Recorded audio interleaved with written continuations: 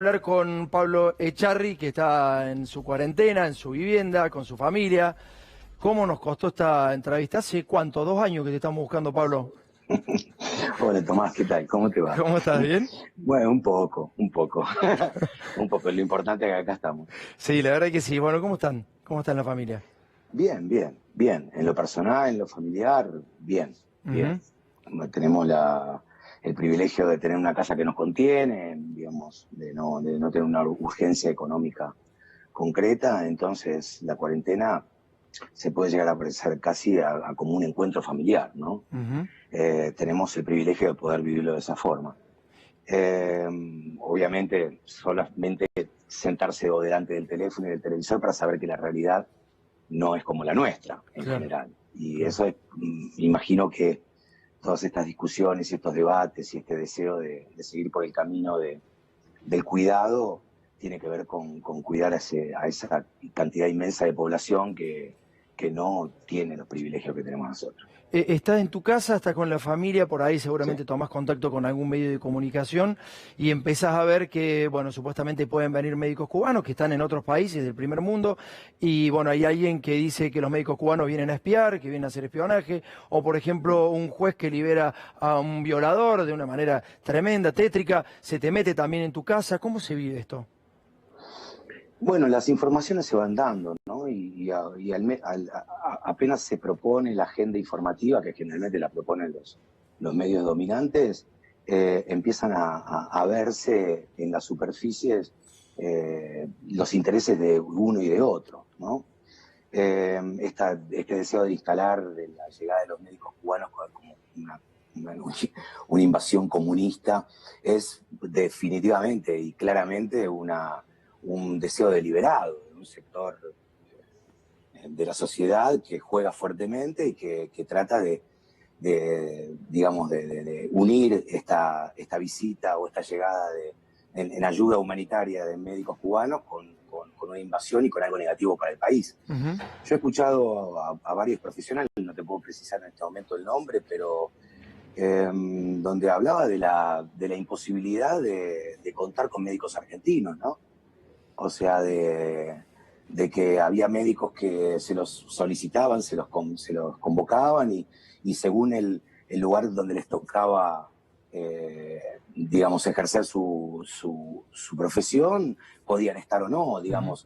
Eh, el intendente recién lo explicó claramente, o sea, Pehuajó es una ciudad que no cuenta con médicos, que cuenta Claro.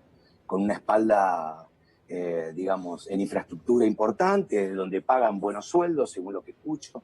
Ujú. Un día de guardia, 15.000 pesos, es una paga importante, pero no cuenta con médicos. Entonces, Claro. yo por supuesto elijo entender de que la llegada de los médicos cubanos tiene que ver con una falta de profesionales argentinos que quieran estar en los lugares más candentes o en los Ujú. que menos acceso a la salud tienen. Eh, Pablo, y el el tema... tema de los presos se pasa un poco Sí. lo mismo, ¿no, Tomás? Ujú. Digo, el periodismo dominante toma un extracto de esa información y trata de llevarlo hacia un lugar determinado, que lo que busca es claramente el esmerilamiento sobre todo de la enorme imagen positiva del presidente en este momento, o buscando ese traspié del gobierno que trate de bajarlo un poco de ese pedestal, por decir, entre comillas, ¿no? Pedestal Ujú. entre comillas, que tiene que ver con el gran acierto de manejar esta pandemia. Ujú. Pero bueno, creo que hay que tomarlo de esa forma, Tomás. Creo que hay que tomarlo como que la lucha política, más allá de la pandemia, está latente todo el tiempo. Los grupos, los grupos opositores trabajan y con todo su poder a cuestas de una forma muy, muy punzante y muy determinante. De hecho, terminan imponiendo agenda.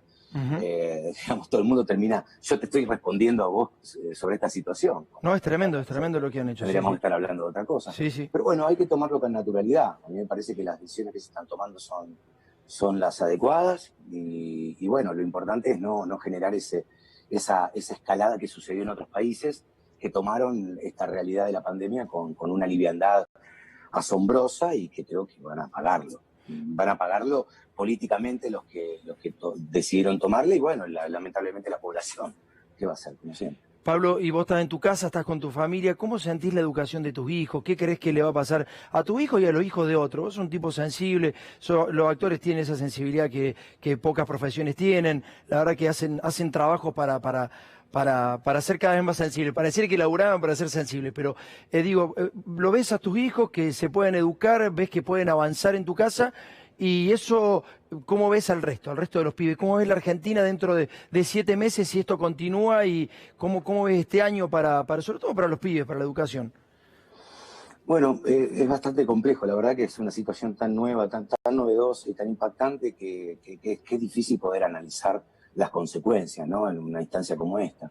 Lo que veo es, por parte del colegio, del colegio de mis chicos, una intención muy clara de poder establecer un sistema, digamos, de enseñanza alternativo al presencial, con todos los conflictos que eso conlleva. Creo que está viendo muchos aciertos y creo que se están viendo también las limitaciones de lo que puede llegar a ser la enseñanza. La verdad es que los chicos en particular, si bien a veces están un poco desorientados porque el tema de los tiempos se empieza a complicar. La primera semana íbamos contando los días y sabíamos en qué día vivíamos. Hoy por hoy, después de tantos días, es como una bola de tiempo que a veces es un poco difícil precisar.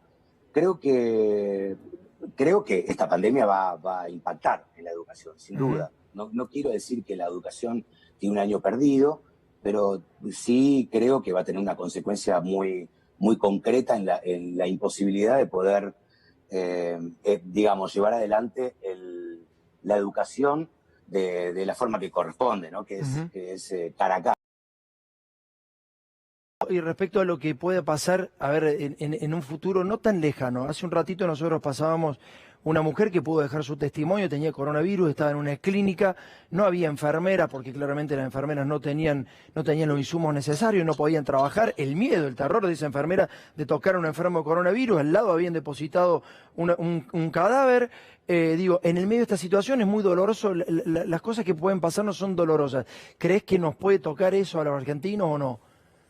Sí, claro que sí.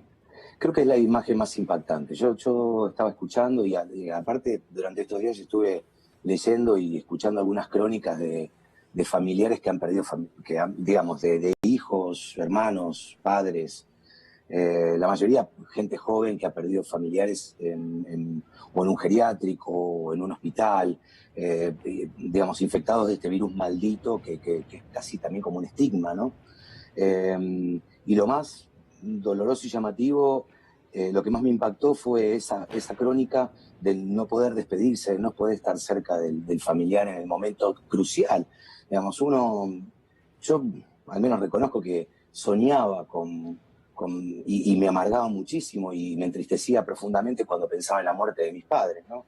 Pensar en la muerte de mi padre, en la muerte de mi madre, en un momento, en un contexto donde no puedo acompañarla, y encima relatado por una paciente, por una mamá que días después murió, verdaderamente es de un nivel de dramatismo. Si esto yo lo tengo que contar en una película, o sea, realmente sería tal vez de una profundidad y un desgarro tan grande que tal vez no todos los espectadores lo podrían ver.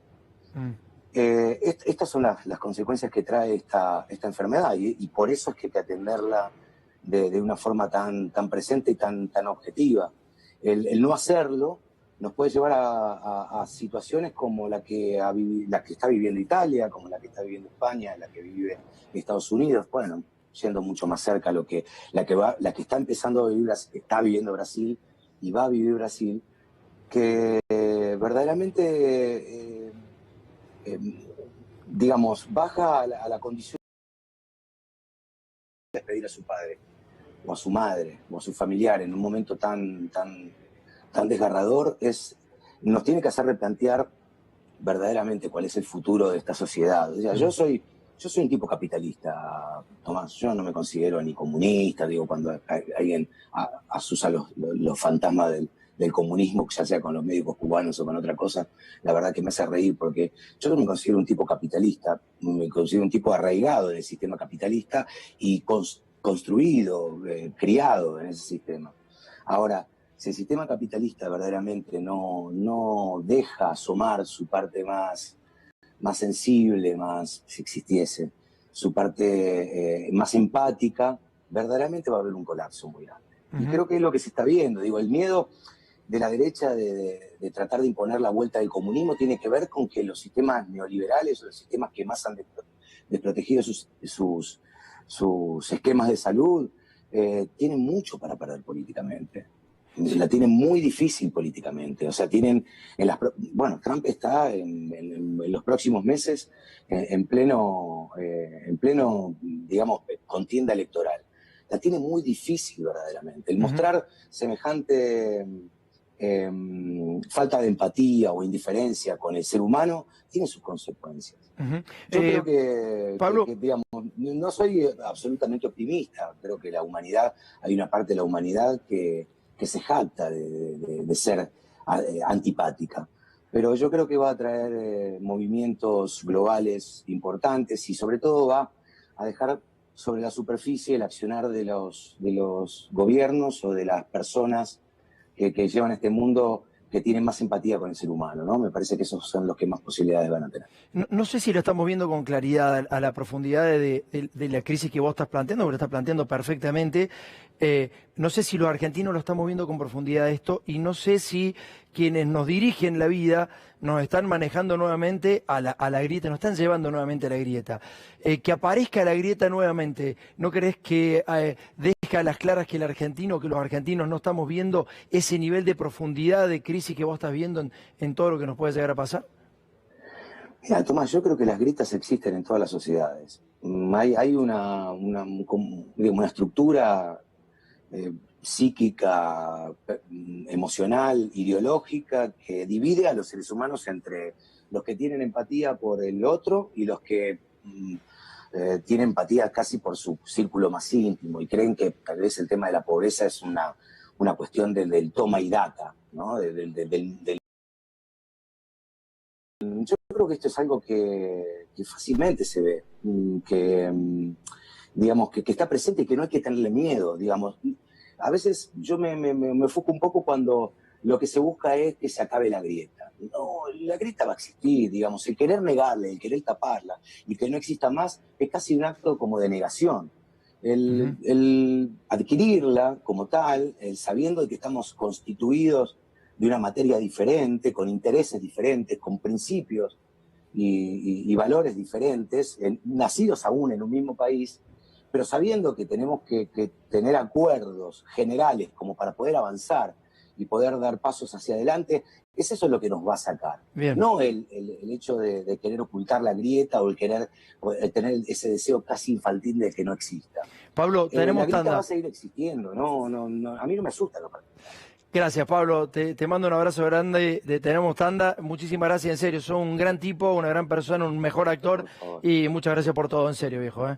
Un placer charlar con vos, Tomás. Igualmente.